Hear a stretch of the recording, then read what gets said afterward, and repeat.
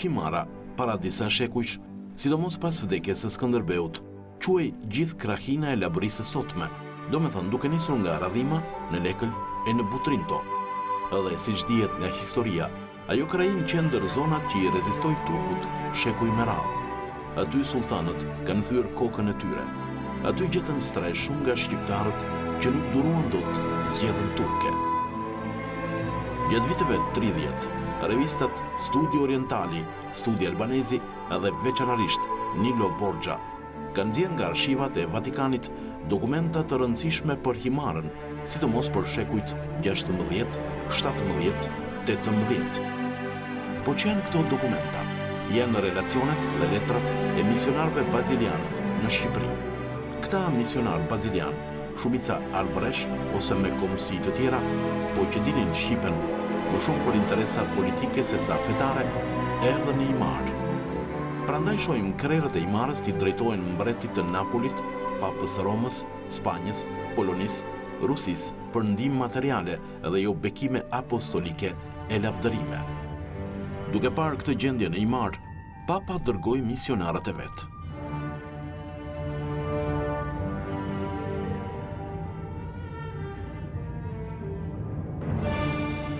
Në një letër, Neofit Rodino, misionar, midis të tjerave thot: "Jam kurdoher midis malësorëve të mi të dashur, gjithnjë i zënë, për t'i evangelizuar dhe për të mësuar fëmijët e tyre."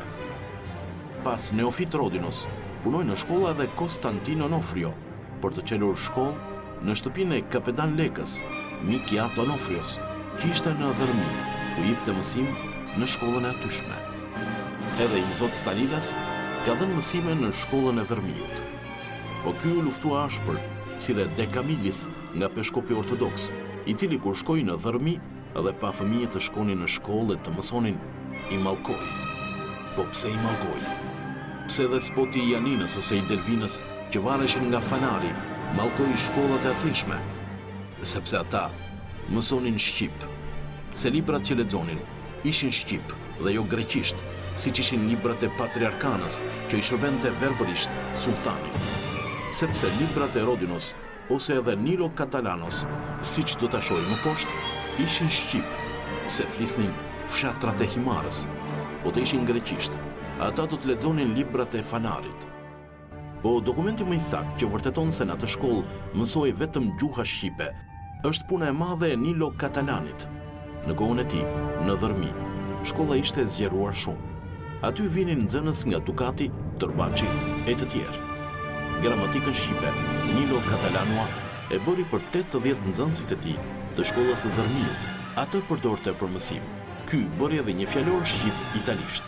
Sipas Zef Skirojit, kjo gramatik dhe ky fjalor gjenden në duart e Skirojve. Me këto pak gjëra, del se si para 3 shekujsh në Dhërmi dhe në gjithë fshatrat e Himarës, Himar, Vuno, Palas, kishte shkolla shqipe. Sërgjyshritan luftonin me pushk në dorë, duke mbrojtur lirinë dhe nderin e tyre, po ishin edhe në luftë për shkollat shqipe, për të mësuar shkrim e këndim, për të lëvruar gjuhën stërgjyshërore, gjuhën trime. Qysh atëherë, Patriku i Stambollit, në anën e despotit të Janinës, mallkonte dhe çkishëronte gjithë ata që mësonin në shkollat shqipe, aq sa një nga misionarët shkruan midis të tjerave. Kur erdhi despoti i Janinës dhe pa nxënësit në shkollë dhe dëgjoi meshën nga Onofrio, ju vërsul dhe e kapi nga mjekra brenda në kish. Vetë kuptohet egërsia e gjendëve të fanarit, që s'lan gjë pa bërë për të çkomtarizuar krahinën heroike të Shqipërisë, Himarën e Labërinë.